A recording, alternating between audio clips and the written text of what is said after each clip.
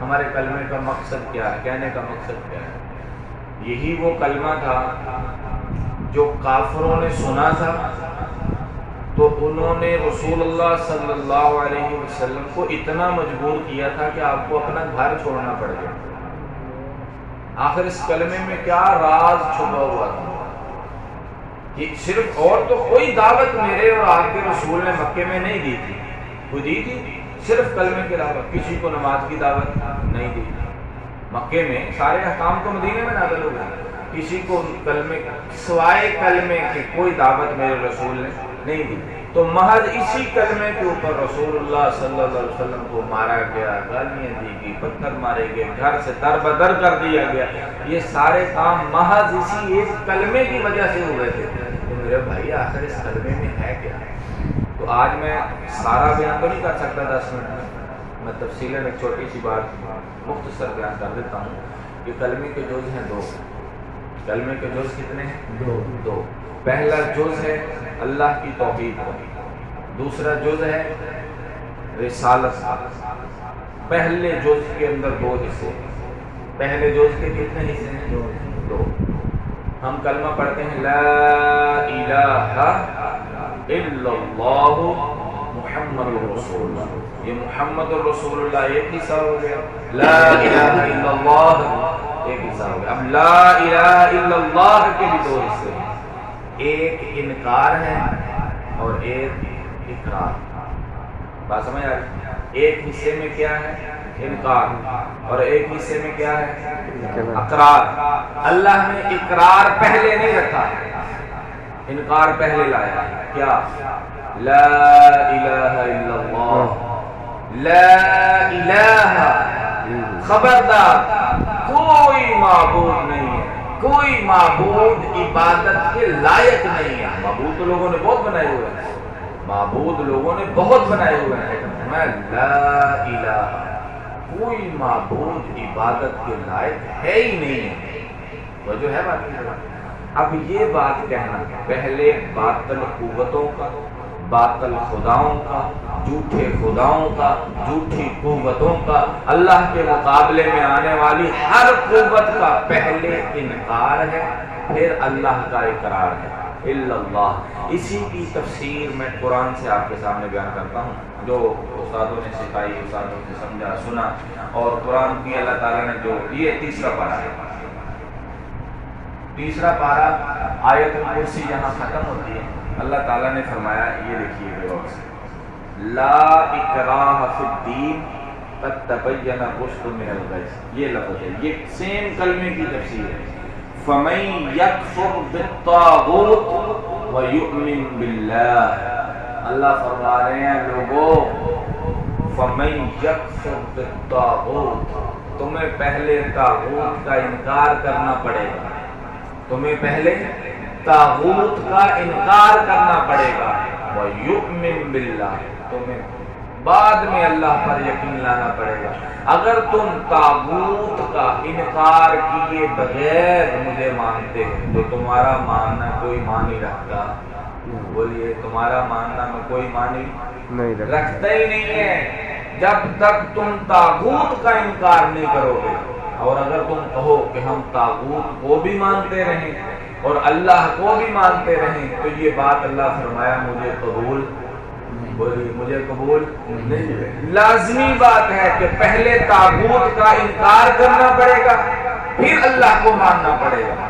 اب سوچیں گے کہ طاغوت کیا ہے، چاہوں تو اسی آیت کے حوالے سے صبح شام پڑھ جائے یہیں پر، لیکن کیونکہ 10-15 منٹ کا آپ سے وعدہ کیا ہے اسی کے حوالے سے۔ اب طاغوت کیا ہے، اس کے لیے میں آپ کو قرآن کا ایک اور مقام بتاتا ہوں۔ یہ 5واں سپارہ ہے، یہ 5واں سپارہ ہے، تو جو سے دیکھیے گا طاغوت کیا ہے، یعنی وہ کون سی چیز ہے جو جس کا انکار اللہ ہم سے مانگ رہا ہے، وہ کون سی ایسی چیز ہے جس کا اللہ ہم سے انکار مانگ رہا ہے کہ یہ انکار کرو تو پھر مجھے مان لو۔ پہلے اس بات کا جو کلمے میں کہا گیا ہے لا الہ الا اللہ، پہلے انکار کرو پھر اقرار مانو گے۔ وہی چیز قرآن میں اللہ نے فرمایا کہ یہ طاغوت، فمن یکفر بالطاغوت، پہلے اس کا انکار کرو پھر فمن یؤمن باللہ، پھر مجھے ماننا، وہ کون سی چیز ہے؟ وہ یہ دیکھیے قرآن کا 5واں پارہ ہے، سورۃ النساء ہے، یہ دیکھیے لفظوں پہ غور کیجیے گا۔ الم تر الی الذین یزعمون، وہ لوگ جو اپنے دل ہی دل میں مسلمان بنے بیٹھے ہیں، جیسے ہم نہیں بنے بیٹھے، ہم مسلمان ہیں، ہم نے کلمہ پڑھا ہوا ہے، ہم یہ کہتے ہیں نا، ہم سے اگر کوئی پوچھے تو کیا کہیں گے کہ ہم مومن ہیں، ہم مسلمان ہیں۔ تو اللہ تعالیٰ وہی فرما رہا ہے، الم تر الی الذین یزعمون انہم آمنوا، وہ لوگ جو گمان کرتے ہیں کہ ہم مومن ہیں، کس لیے؟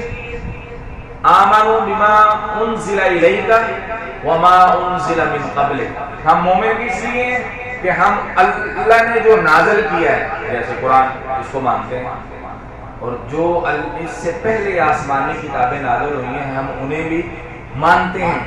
الم تر الی الذین یزعمون، جو گمان کیے بیٹھے ہیں، جو دل میں گمان کیے بیٹھے ہیں کہ ہم مومن ہیں، کس لیے کہ ہم قرآن کو مانتے ہیں، ہم اللہ کو مانتے ہیں۔ اللہ تعالیٰ فرما رہے ہیں مگر یہاں تک تو بات ٹھیک ہے، لیکن یرید، اب بتانے لگا اللہ کے حق، یہ طاغوت کیا ہے، انکار کس کا کرنا ہے، نہیں کرتے تو مومن نہیں ہو۔ فرمایا یریدون ان یتحاکموا الی الطاغوت، لفظوں پہ غور کیجیے گا، وہی لفظ جو وہاں استعمال وہی ہے، یریدون ان یتحاکموا الی الطاغوت۔ جب جھگڑے باری آتی ہے، لڑائی جھگڑا ہو جاتا ہے، کوئی زمین کا، کوئی مسئلہ، کوئی جائیداد کا، یا کسی بھی قسم کا کوئی جھگڑا آتا ہے، تو ان کی چاہت یہ ہوتی ہے کہ وہ فیصلہ میرے رسول سے نہ کروائیں۔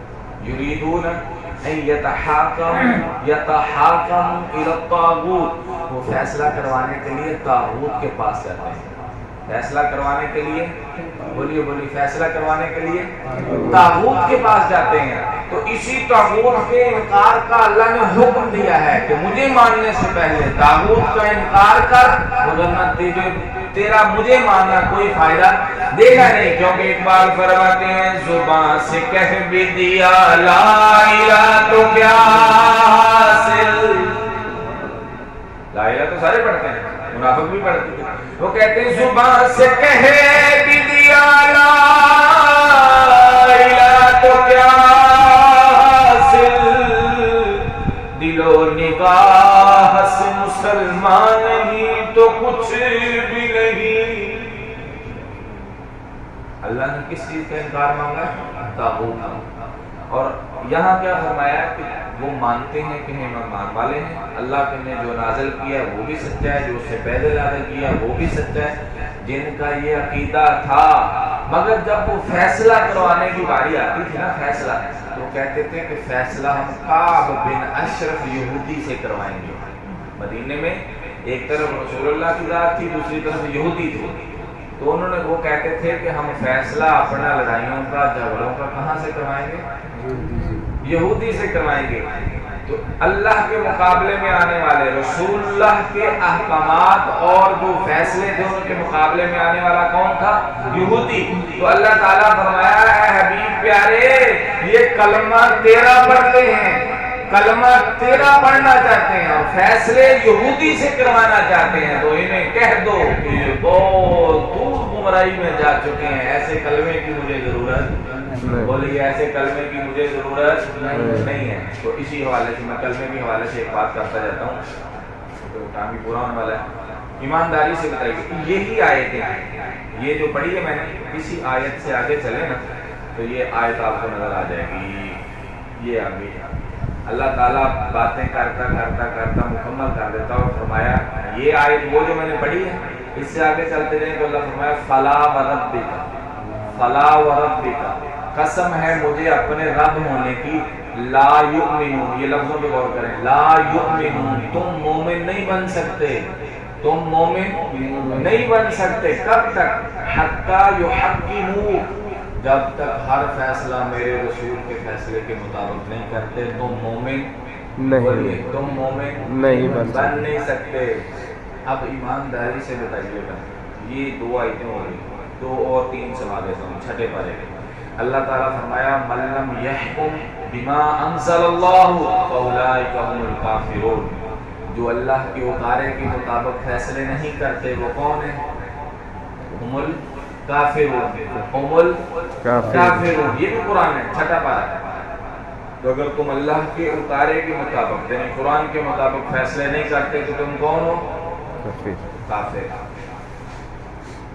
तीसरे पारे में अल्लाह ताला ने इरशाद फरमाया अपने नबी को, फरमाया कुरान में फरमाया वइज़ा क़ज़ल्लाहु मीसाक़न नबिय्यीन, ए नबियों मुझसे वादा करो, लमा आतैतुकुम मिन किताबिन व हिकमा, अगर मैंने तुम्हें किताब, हिकमत, कानून, शरीयत दिया हो, सुम्मा जाअकुम रसूलुन मुसद्दिक़ुन लिमा मअकुम, अगर मेरा रसूल आ जाए तो तुमने अपनी किताब, अपनी शरीयत, अपना निज़ाम छोड़ देना है, मेरे नबी के कानून, मेरे नबी के निज़ाम पर चलना है। अगर तुम्हारा कानून, तुम्हारी शरीयत इस काबिल नहीं है कि मेरे रसूल के मुकाबले में चल सके, अब ईमानदारी से बताइएगा, जिस नबी के कानून के मुकाबले में 1.25 लाख नबियों का कानून नहीं चल सकता, 1.25 लाख नबियों का कानून इस काबिल नहीं कि मेरे नबी के मुकाबले में चल सके। हमने किस नबी का कानून माना हुआ है? जिसका जो माना है आखिर वो नबी होगा ना जिसका माना होगा। हमारी अदालतों में, हमारी कचहरियों में, हमारे थानों में कौन सा कानून चल रहा है? कुरान का बोलिए या ताबूत का? ताबूत का। बोले किसका? युमिन बिल्लाह वाला कानून चल रहा है या ताबूत वाला चल रहा है? तो अल्लाह ने हमें क्या कहा था? मैं यकफुर बित्तागूत, पहले ताबूत का इनकार करो, फिर युमिन बिल्लाह, फिर मुझ पर ईमान लाना। अब वहां पर कानून किसका चल रहा है? यहूदी का, ब्रिटिश लॉ, उसी के मुताबिक फैसले, उसी के। अगर कानून मुस्तफा वाला होता तो आज ऐसा मुमकिन था कि गुस्ताखे रसूल को रहा किया जाता और जो आशिकान मुस्तफा हैं उन्हें डंडे सोटे मारे जाते, ऐसा मुमकिन था? बिल्कुल भी नहीं। क्यों हुआ? कि कानून यहूदी का है। तो यहूदी ने किसका दफा करना है? अपने बंदों का। यहूदी ने दफा किसका करना है? अपने बंदों का। हमें कानून अगर मुस्तफा वाला होता तो वो दफा करता मुसलमानों का, आशिकान रसूल का, और डंडे मारता यहूदी और यहूदी के चेलों को। लेकिन क्योंकि कानून मुस्तफा वाला नहीं है तो क्या हो रहा है? वो मुस्तफा वालों को डंडे मार रहे हैं और ताबूत वालों को चूम रहे हैं, ताबूत वालों को सरदार बनाया हुआ है। तो हमारा कलमा, इतनी सी बात करता हूँ क्योंकि टाइम पूरा हो चुका है। कलमा हमारा हमें क्या सिखा रहा है? ला इलाहा इल्लल्लाह।